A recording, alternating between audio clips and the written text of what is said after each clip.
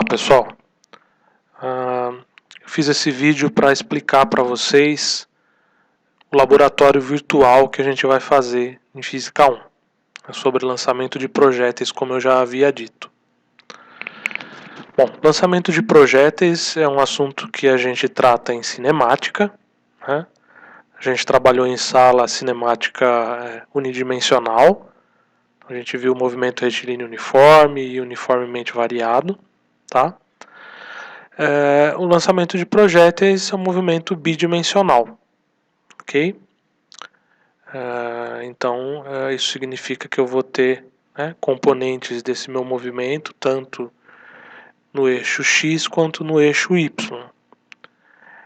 Essa figurinha aqui mostra a trajetória, por exemplo, de um projétil que é arremessado com uma velocidade inicial v0 ou uma rapidez inicial v0 e um ângulo alfa com relação à horizontal, com relação ao eixo X, tá? Então, essa linha azul aqui vai descrever a trajetória do meu projétil. Esse vetor v0 em vermelho está representando a velocidade inicial com que o projétil é arremessado. Veja que tem a projeção do v0 tanto em y, que é o v0y, quanto em x, que é o v0x. Ainda nessa figura aparecem o alcance máximo, representado ali por A, tá? Que é a distância da origem, de onde o projeto foi arremessado até onde ele chegou, né? Que está mostrando X. E tem a altura máxima. A altura máxima, nesse caso, é exatamente aqui no centro dessa parábola, tá? Muito bem. Vejam essa figura ao lado, né? Ela tem as informações um pouquinho diferentes. Ela mostra as componentes da velocidade em vários trechos aqui da trajetória percorrida pelo projétil, tá? Então aqui inicialmente eu tenho v0y, v0x, e observem o que acontece de um ponto observado ao outro. Vocês vão notar que a componente x da velocidade não está mudando. Ela sempre é igual, tá? Agora a componente y varia. Vejam, aqui inicialmente ela tem um módulo que é menor quando eu observo no segundo trecho, que é menor quando eu observo no terceiro, que some lá no ponto máximo e depois volta a aumentar em módulo, só que apontando para baixo, ok? Então em x a velocidade não muda, ela é constante, e em y ela varia. Esse movimento bidimensional a gente vai conseguir entendê-lo, né, se a gente observar o que acontece em cada uma das componentes aí do movimento. Em x, onde a velocidade não varia, eu vou ter um movimento uniforme. Tá? Então o Vx ou o V0x vai ser sempre o mesmo, vai ser constante. Lembra, quando a velocidade é constante, eu tenho um movimento uniforme. Tá? E aí as equações que vão modelar esse movimento são as equações que a gente utilizou lá no MRU, no movimento retilíneo uniforme, tá? Que são essas aqui, essas primeiras equações à direita aqui do slide. Em y, a velocidade está variando. Né? Por que ela está variando? Porque o objeto vai estar sujeito à aceleração da gravidade, né? Em y, que é uma aceleração constante. Se a aceleração é constante, a velocidade vai variar, ok? Então, as equações que vão modelar isso são as equações de movimento uniformemente variado, movimento onde a aceleração é constante, no nosso caso, a aceleração da gravidade. Tá? Então, eu coloquei aqui as equações de posição, velocidade e aquela que diz que a aceleração em y é a da gravidade com um sinal negativo, porque eu assumi o y positivo para cima. Ok? Ainda nesse slide, eu tenho as informações aqui do V0x e do V0y relacionados com o V0 e com o ângulo. Então o V0x, ó, a componente x da velocidade inicial, ela nada mais vai ser do que o V0, que é o módulo do vetor, vezes o cosseno do ângulo. O V0y é V0 vezes seno do ângulo. Então lembrem que essas são as relações que a gente utilizou para vetores. Ok? Então isso é o entendimento básico da teoria de lançamento de projéteis. Tá? Então é um movimento bidimensional. A gente vai olhar o que acontece em x a partir de equações de movimento uniforme e em y a partir de equações de movimento uniformemente variado. Tá? Bom, qual que é a ideia desse experimento virtual? Aqui eu coloquei um roteiro de coisas que devem ser feitas. Tá? A primeira delas é, obviamente, acessar o simulador. O simulador é aquele FET que eu já mostrei para vocês em sala de aula. Tá? Então aqui tem o endereço, vocês copiam e colam em algum navegador. Eu já deixei ele aqui, tá? Para a gente conseguir observar. Colo, vocês vão ser redirecionados para essa página onde vai carregar a simulação. Vocês vão escolher a opção vetores para realizar o experimento, tá? Então clique em vetores, vai aparecer essa página aqui, ok? Bom, tem algumas coisas que vocês vão ter que fixar aqui para fazer as observações, mas antes de tudo, né, só vejam que eu peguei aqui um ângulo qualquer, né, tirei a resistência do ar, que é como a gente vai trabalhar. Eu quero mostrar só para vocês aquela figura que eu mostrei de como a velocidade varia, os componentes x e y. Então se eu der um disparo aqui, ó, vejam que a componente x da velocidade do projétil não está mudando, ela está constante. Ok? Já a componente y, ela começa com o maior valor possível, lá no ponto máximo ela zera, e depois volta a aumentar com sentido oposto ao do primeiro trecho aqui do voo do projétil. Tá? Vocês também poderiam observar o que acontece com a aceleração. Vejam, né? Aceleração é só da gravidade em y, que é constante. Então está aqui a representação do vetor, tá? Que não muda em nenhum trecho. Em x eu não tenho vetor de aceleração, porque em x o movimento é com velocidade constante. Ok? Muito bem. Quando vocês abrirem o simulador, algumas coisas devem ser configuradas, tá? Primeiro, eu mantive aqui para vocês não variarem muitas coisas, os dados iniciais que aparecem quando você já abre o navegador. Então a rapidez ou velocidade inicial de 18 metros por segundo é o que já vai aparecer lá, vocês não precisam mudar. Diâmetro e massa não vão influenciar no nosso problema, porque a gente vai manter a resistência do ar desabilitada. Ok? Mas então vocês podem deixar como ele já vem configurado ali. Tá? Então tá aqui, ó. Quando vocês abrirem vai estar assim. 18 metros por segundo. O diâmetro, massa, a resistência do ar vocês desabilitam, tá? Então sem resistência do ar. O ângulo. Tá? O ângulo de disparo. Vê quando eu seleciono aqui o meu canhão, eu consigo variar o ângulo. Vocês vão ter que fazer 3 disparos nesse experimento. Tá? O primeiro deles vai ser um número que vai depender do último dígito do seu RA. Então, o ângulo vai ser 3 e na frente do 3 vai ter o último dígito do seu RA. Então, vamos supor que o seu RA termine em 5, o ângulo que você vai usar vai ser 35. Se o seu RA termina em 8, o ângulo vai ser 38. Tá? O segundo ângulo vai ser 6 e o penúltimo número do seu RA. Então, se o penúltimo número do seu RA é 4, o ângulo que você vai usar é 64. E o terceiro ângulo é fixo, independente do seu RA, ele é 45. Tá? Então, vocês vão repetir aqui alguns procedimentos que eu descrevo embaixo para esses 3 ângulos. Eu vou fazer um exemplo aqui para vocês verem. Ok? Mas, de qualquer forma, quando vocês escolherem um dos ângulos para começar a trabalhar, lembra, tem que fazer para os 3.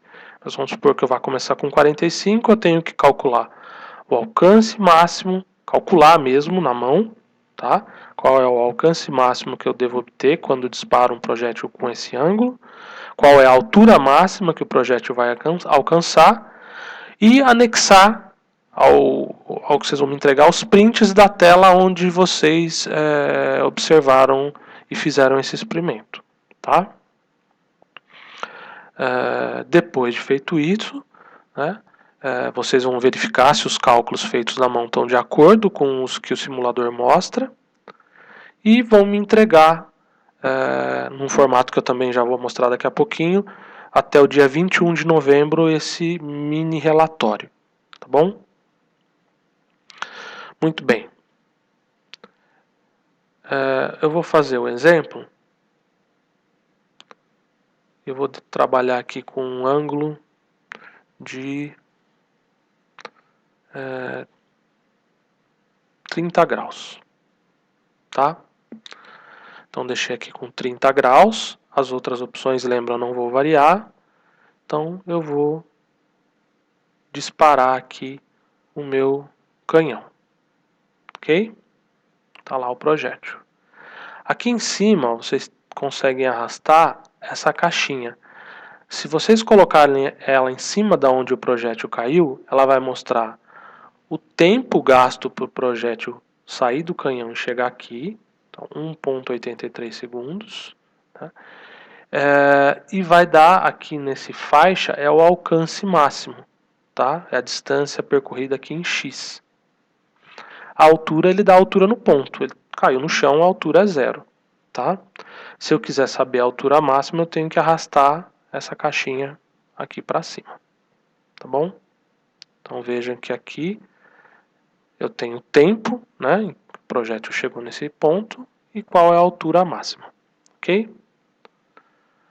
Muito bem. Escolhido esses 30 graus, eu vou atrás de fazer os cálculos para comparar com esses resultados que mostram aqui. Então, 30 graus, cálculos. A primeira coisa, né, a minha sugestão para vocês começarem. Todas as contas que vocês vão fazer vão depender das componentes x e y da velocidade. Então, você já calcula isso de início, tá? Então, lembra, ó, eu mostrei isso aqui nesse slide. V0x é V0 cosseno do ângulo, V0y V0 seno do ângulo. Então, quem que é o V0x? V0, que são os 18 metros por segundo que eu selecionei lá no simulador, vezes o cosseno de 30 graus, porque eu estou trabalhando com 30 graus. Isso vai dar aproximadamente 15,6 metros por segundo. O V0y, que é V0 seno de 30, vai dar 9 metros por segundo, exatos. Tá? Então, essas são as componentes. Bom, a primeira coisa que a gente vai determinar, tempo de voo. Tá? Como que eu determino o tempo de voo? A ideia seria vocês observarem essas equações e ver qual te possibilita calcular o tempo de voo. Apenas 3 delas envolvem tempo. Essa aqui de x, né, para o movimento em x, mas eu não consigo utilizá-la porque eu vou precisar do alcance máximo. Em y, que eu também não vou poder usá-la, porque eu preciso saber a altura máxima. Então me sobra a equação de velocidade para o movimento em y. Tá? Vy é igual a V0y menos gt. Muito bem. Vy é igual a V0y menos gt. Veja lá na figura, né, que vamos voltar lá no nosso simulador. Quando eu faço o disparo observando o vetor velocidade, a velocidade máxima que eu vou ter em y, né, é quando ele sai do canhão e quando ele chega ao chão, ó, de novo. Tá? E nesse ponto, quando ele toca o solo, né, a velocidade em módulo tem o mesmo valor da velocidade com que ele partiu do canhão. Tá? Só o sentido é oposto. Então isso significa que, como eu sei que a velocidade inicial do projétil em y é de 9 metros por segundo, a velocidade final vai ser de menos 9 metros por segundo. Tá?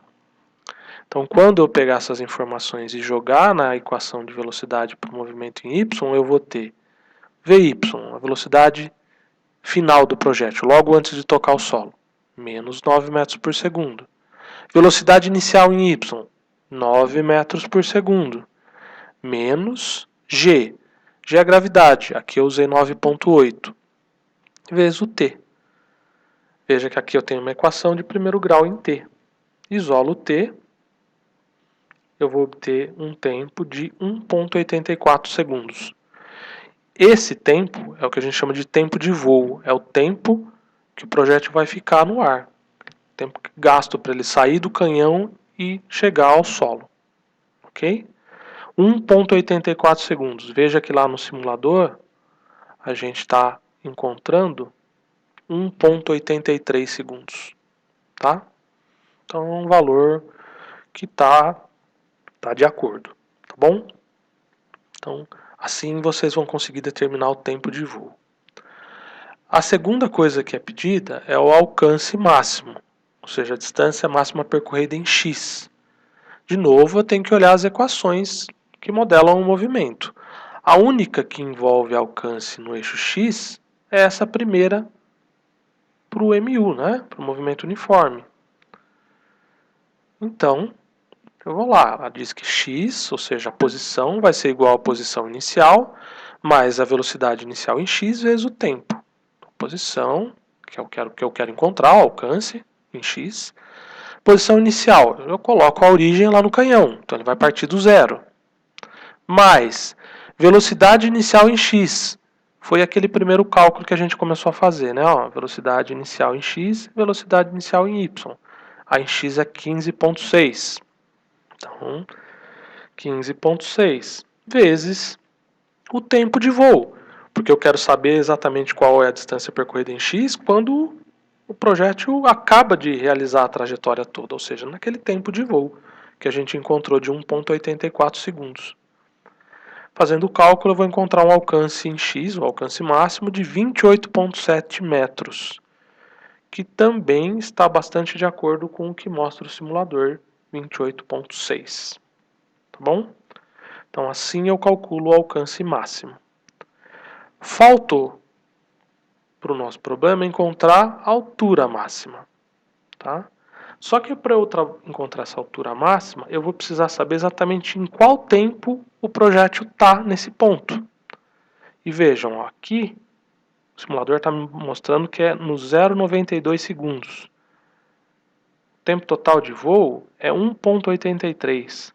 Ou seja, o tempo aqui, no ponto máximo, é exatamente metade do tempo de voo. Tá? Então, para eu fazer o cálculo final que eu preciso de altura máxima, eu vou pegar a equação que envolve altura, a única que aparece lá no meu conjunto de equações, tá? E o tempo que eu vou utilizar é metade do tempo de voo, ok? Então, a altura máxima vai ser igual à altura inicial, que é zero, também é lá a minha origem, mais velocidade inicial em y, que são os 9 metros por segundo que a gente já tinha calculado, vezes o tempo, que é metade do tempo de voo, menos meio da gravidade, vezes metade do tempo total ao quadrado. Isso vai dar uma altura de 4,13 metros, que também está coerente com o que a gente encontra no simulador. Ok? Então, é isso que vocês devem fazer, tá? São esses cálculos para os 3 ângulos, que 2 deles dependem do seu RA. Como vocês vão entregar isso, né? Então, eu vou disponibilizar lá na intranet esse modelinho. Então, vocês vão colocar lá, experimento virtual de física, nome e RA, tá? Esse trabalho é individual. Então, coloque o nome e o RA. Aí, na sequência, você vai colocar lá, θ igual, no caso eu fiz aí com 30 graus, né? Você vai anexar 2 prints de tela. Num deles vai aparecer a informação que você encontrou de alcance máximo e tempo de voo, e a outra a de altura máxima. Como você faz isso?